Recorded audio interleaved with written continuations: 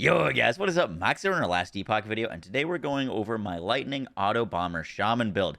Now, this video is going to cover the early game version of this build. I just started this character yesterday, so we're going to be talking a bit about leveling and getting through monoliths, and then I'm going to have a more specific update to the build once we get into endgame and empowered monoliths, as we're going to be changing this build from a lightning build to a cold conversion build, and picking up some more specific things there. But this is going to cover the early progression steps.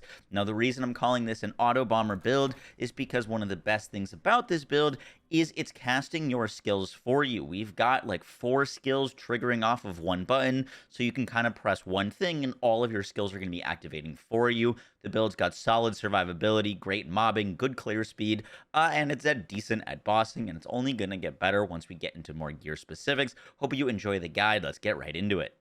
So we're going to start with the general overview, and then we'll get into the gear and skill specifics. So to start, we're doing a lot of things on this build to optimize it so that we don't have to click many buttons, and a lot of things are just getting triggered for us. And at the central hub of that is Gathering Storm and Storm Stacks. Now, normally, Gathering Storm is a skill that we would cast, and when we cast it, we get a Storm Stack, and every second we we expend those storm stacks to auto cast Storm Bolt, which is a lightning spell that will hit enemies around us. You don't need to aim it or anything, just you'll generate these stacks and they'll spend them and cause lightning bolts to come down from the sky around you. But with this setup, we don't actually need to cast Gathering Storm really ever, because we're using a node called Friends of the Tempest. This reads that if we have from 1 to 15 storm stacks, our minion lightning skills have a chance to grant a storm stack. And we're pairing that with Summon Storm Totem, which hits tons of enemies, does tons of lightning, and this will generate a ton of storm stacks for us. So we put down a totem. The totem's going to generate stacks of Storm Bolt for us. It's going to cause a lot of lightning damage, but it's also going to cause our Gathering Storm to stack and spend all of these lightning bolts to hit a bunch of enemies and do lightning damage. But we're also going into in the Eye of the Storm. Whenever we expend a storm stack, we also have a chance to cast Maelstrom. So now we're basically clicking Storm Totem.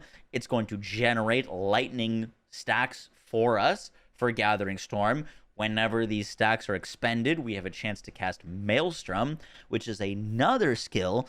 And then with Maelstrom, we're going to be grabbing Gathering Storm. So whenever we kill an enemy, we have a chance to cast Maelstrom. This is another skill that you never need to click the button on. So we're just running through monoliths. We're killing enemies. We're getting free stacks of Maelstrom. And with Maelstrom, we're also going to get Power of the Storm. While you have 6 or more stacks, you cast Storm Bolt at a nearby enemy each second. And we are going to be having at basically minimum 10 stacks of Maelstrom at all times. So we don't need any points into Strong Tides, which reduce the amount of stacks required to cast lightning. But we are going to grab Energize Storm Bolts from the Power of the Storm node, cast additional targets. So now we've got basically, we click Totem. It's going to build up stacks for us. Those stacks are going to cause lightning. The Totem's going to be causing lightning. Maelstrom is also going to be causing lightning. And this is going to have us at tons and tons of storm stacks and storm bolts at all times. Now, we need a way to detonate and trigger all of the stacks that we're going to be building up. And that is where Earthquake comes in. Earthquake is a spell that we're going to be using basically on bosses.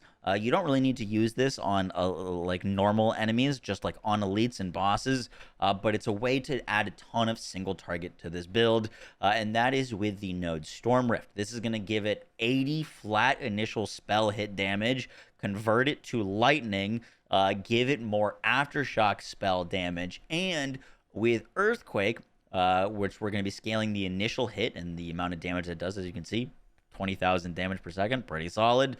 But what we're really looking for is Fury of the Elements. Whenever we cast Earthquake, we are going to expend 10 storm stacks over 0.5 seconds.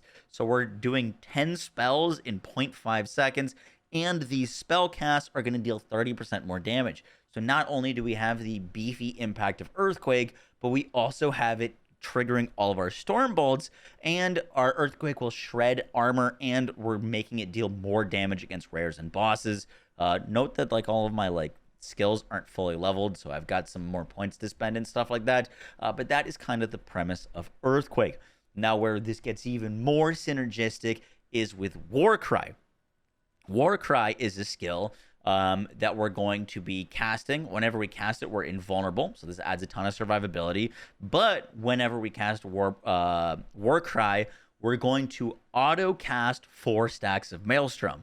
So we've got another button that's auto casting. However, every time that we crit, we have a chance to cast Warcry basically for free, or not for free, but like we don't have to click the button. It'll auto cast Warcry for us with a 5% chance on crit, which means that crits are going to be pretty important for this build. And that's where we get into even more crazy things.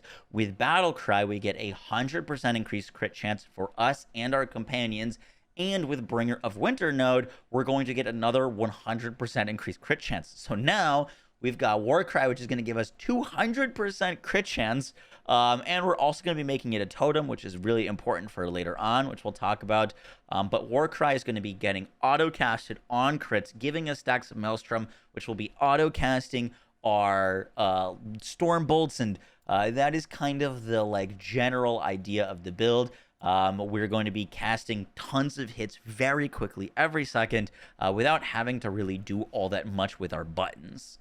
Now that we've established that crits are important for this build, we can get into a little bit more nitty-gritty, and that is with Rending Vortex. Every time that we have a stack of Maelstrom, we're going to get 1% base crit chance for our Gathering Storm, which actually applies to the Storm Bolts. So we're getting tons and tons of crit chance because we're getting tons of base crit and then a 200% increased crit chance. With the summoned Storm Totems, we're going to be giving them 24% more crit chance against shocked enemies, scaling their flat damage per shock chance, increasing their shock chance, giving us more lightning damage, move speed, but we're also going to be giving them more base crit chance and more crit multiplier. So one of the biggest ways that we're going to be scaling this build actually turns out to be lightning damage, but also crit chance and crit multiplier. And all of that is going to feed into a ring that we're actually using. That's I haven't like LP'd all of these items because I wanted to keep them kind of more like leveling early game focused. But this item is going to add a ton of survivability for us. Our storms are hitting really fast, really often. And this is generating a ton of ward all the time for us. With a 30% chance to gain 17 ward on crit. It's not like the greatest, most broken, like Warlock Profane Veil kind of survivability, but it's a ton of extra survivability for this build. And it's a really cool little synergy that we can use with all of our crit chance to get that extra bit of survivability. So that is kind of the like skill setup that we're rocking.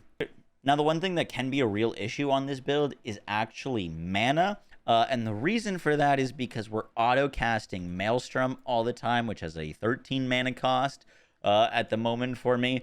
Plus, whenever we cast Warcry, it's got a mana cost, and it's casting 4 stacks of Maelstrom. So you're... And on crits, we're casting Warcry. So Warcry is getting auto-triggered. Earthquake has 47 mana cost. So we've got a lot of mana cost happening all the time. I'm using Leap as well, which has got 20 mana cost. But as you can see, my mana is generating really quickly, even when I'm spamming these things. And the reason for that is because of a chest piece that you can get super easily and really early. That only requires level 15. But it's called Urzel's Pride. Once again, I'm not doing any legendary potential stuff until we get to Empowereds, and I'm saving that for like our more endgame guide. But we're going to get 1% increased mana regen per 3% uncapped lightning resistance. This is a game changer for this build with all of the things it's going to be triggering.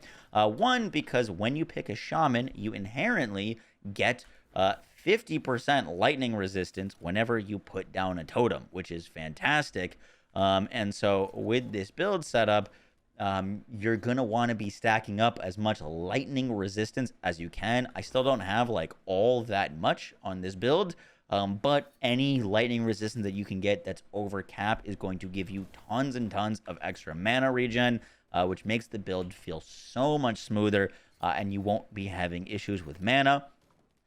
In addition to that, I already mentioned it, but Ring of the Third Eye, it's going to give us tons more crit chance and that chance to gain ward on crit. I've currently got Artor's Legacy on, which gives me +1 maximum companion. This doesn't apply to the totems, but it does apply +2 to all minion skills. There are like better helmets that we're going to be using later, but this is relatively easy to get. And it's going to give us +2 to all of our minion skills because we're in Warcry and we're making it a totem. This also gives us +2 points into Warcry. So we're getting +2 points into Warcry and +2 points into Summon Storm Totems, which are really, really nice.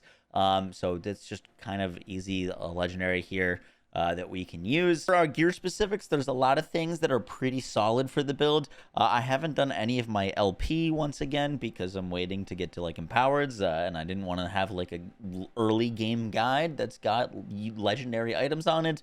But the Ring of the Third Eye, really easy to get. This is going to give us that way more crit chance, and whenever we crit, we can gain ward. That's really nice. The Urzel's Pride, as I mentioned, gives us lots of mana, strength, armor, lightning res, and gives us the mana regen that we need for this build off of lightning resistance. That's really nice. The Artor's Legacy is a nice little helmet.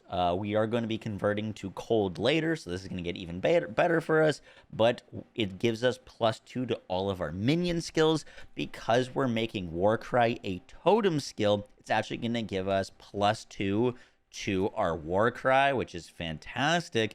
And the Omen of the Thunderbelt gives us lightning penetration for our totems, but it also gives +1 to all of our totem skills, which is, once again, more points for Warcry, more points for Summon Storm Totem, which is really, really nice.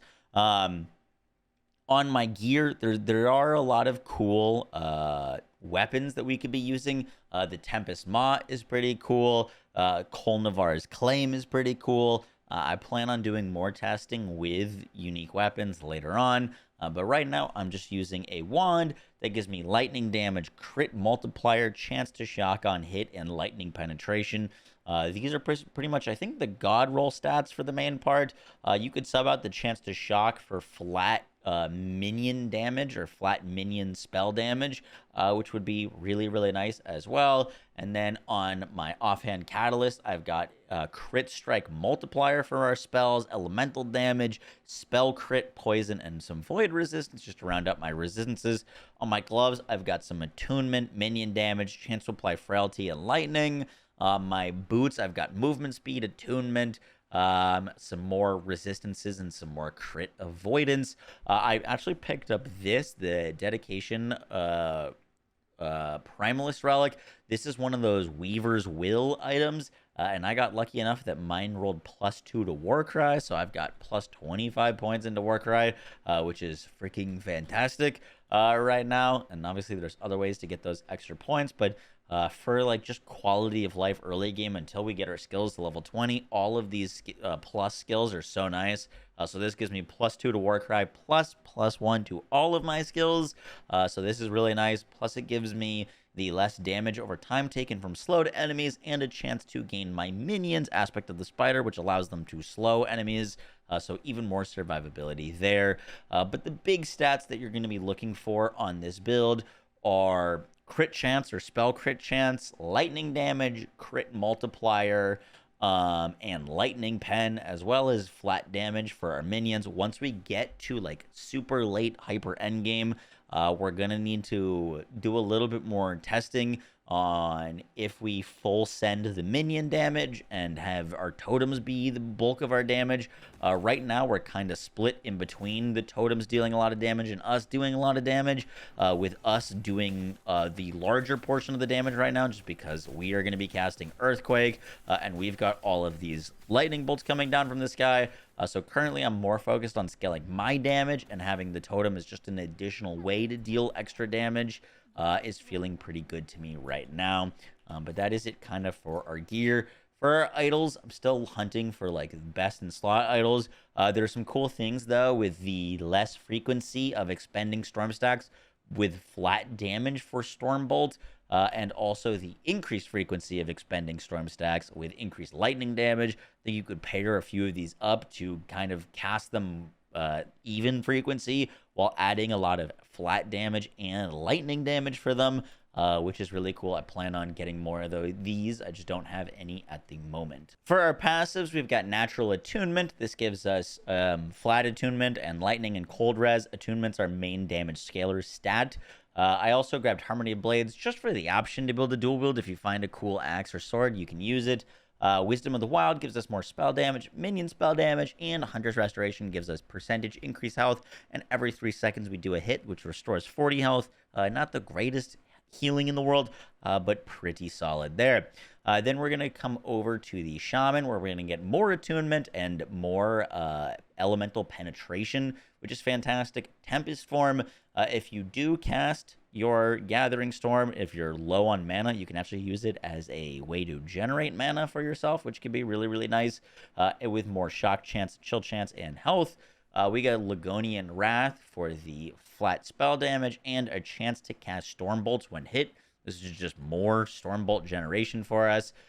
We also grabbed 2 points, just the bare minimum, in Stormbringer, so we can get Avatar of Thunder, more flat spell lightning, and minion spell lightning damage. We grabbed 5 points into Ancestral Speed. Our totems will have more cast speed, so they can generate more Storm Bolts for us. And whenever we cast a totem, we have a chance to get haste, which is really nice. Tons of points into Rune of Awe for more flat spell damage and minion spell damage. Also put more points into Elemental Shrines, plus 5 attunement, and mana regen per 3 attunement. This is really, really nice. We also go into Swirling Maelstrom, more health, more mana, and whenever we get hit, we have a chance to cast Maelstrom. We want as many Maelstrom stacks as possible at all times. Bare minimum into Lagon's Answer. This is a chance to cast Storm Bolts on spellcast. This is fine. And Storm Bolts when channeling, we're not really taking advantage of that, but what we are being able to grab is Conflux, which is increased area for our area skills, less damage taken from shocked enemies, which is really nice. But the big 5-point bonus here is whenever our Storm Bolts are cast indirectly, which is all of our Storm Bolts, they have a chance to double cast, so this is a ton of extra damage for us. And then Ascendant Circle, we deal increased spell damage for each active totem. We've got 2 totems on this build. Once again, reason to convert Warcry and use Warcry on this build. And then now, for example, I've got, my camera's kind of blocking it, but I've got 23,000 damage to Earthquake. I cast my totems, and now all of a sudden my Earthquake's 30,000 damage per second. So we're just powering ourselves up even more with that. Guys, that is going to do it for the video. I hope you enjoyed. I will have the build planner, the loot filter, and I do plan on having like progression steps in the build planner so that you can kind of look at specifically where to be spending points at like 5 points, 10 points, and so on and so forth, and what to pick up in terms of these skills in order. But I kind of just wanted to go over where the build is right now and talk about it because it's a lot of fun. It's very cool. It's not like the most broken build or busted thing in the world, but it's really satisfying to play. Tons of special effects. It's very, very easy to play as a build because there's not really many buttons that you need to press. You just kind of walk around and click the occasional button and everything's going to be casting for you. And I think it's got a lot of cool endgame potential when we're going to convert it to cold damage. And we're also going to be adding some ailments to the build. I think we're going to be ending up with like a cold bleed setup because these totems and these storm bolts hit a ton of times per second. And so I think one of the coolest ways to start scaling them is actually going to be adding some ailments and damage over time. So I cannot wait to get into that. But I hope you guys enjoyed the video. I will catch y'all in the next one. Take care, guys. Peace.